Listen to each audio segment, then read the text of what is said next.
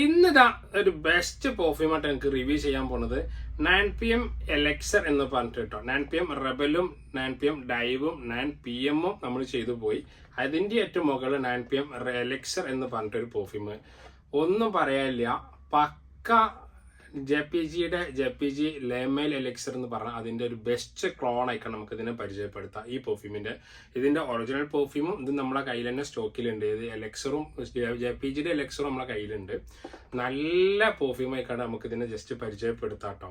കണ്ടില്ലേ, ബോട്ടിൽ കണ്ടില്ലേ, മാഷാ അല്ലാഹ് എന്ന് തന്നെ പറയാം. നല്ലൊരു അപ്ഡേഷൻസ് ഉള്ള ഒരു പെർഫ്യൂം ആയിക്കാണ്ട്, മീൻസ് ഒരു കമ്പനി ആയിക്കാണ്ട് അഫ്ഗാനെ മാറ്റിക്കൊണ്ടിരിക്കുന്നുണ്ട്.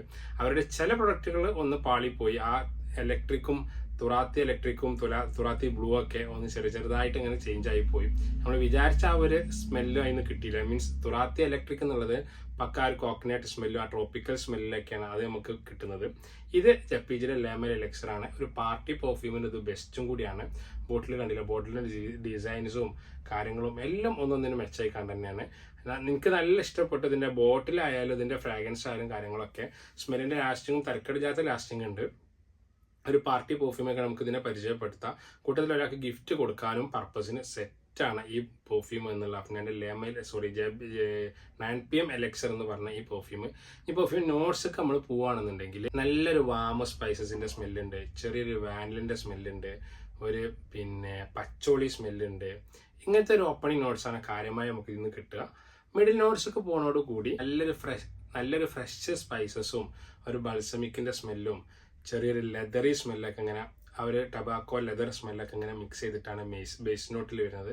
മിഡിൽ നോട്ടൊക്കെ പോകുമ്പോൾ നല്ലൊരു would and lavender and amber notes, ഇത്രയും നോട്ട്സ് ആണ് കേട്ടോ ഇതിൻ്റെ ടോട്ടൽ നോട്ട്സ് നമുക്ക് കിട്ടാം.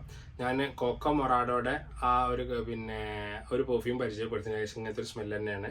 ലതാഫിൻ്റെ ദുഖാൻ ഏകദേശം ഇങ്ങനത്തെ ഒരു സ്മെല്ലൊക്കെ നമുക്ക് പരിചയപ്പെടുത്താം. അതേപോലെ തന്നെ ലേമൽ എലിക്സറും JPGയുടെ ലേമൽ എലിക്സറും ഇങ്ങനത്തെ ഒരു സ്മെല്ലേക്കാണ് നമുക്ക് പരിചയപ്പെടുത്താം. ഇപ്പം എനിക്ക് തോന്നുന്നു എല്ലാ കമ്പനികളിലും ഇങ്ങനത്തെ ഒരു ലേമൽ എലിക്സർ അല്ലെങ്കിൽ എലിക്സർ എന്ന് പറഞ്ഞിട്ട് ഇങ്ങനത്തെ ഒരു ഫ്രാഗ്രൻസിനെ ഒന്ന് പ്രൊജക്റ്റ് ചെയ്യിപ്പിച്ച് ഒന്ന് കമ്പനികൾ ഇറക്കുന്നുണ്ടെന്നുള്ളതാണ് ഞാൻ മനസ്സിലാക്കുന്നത്.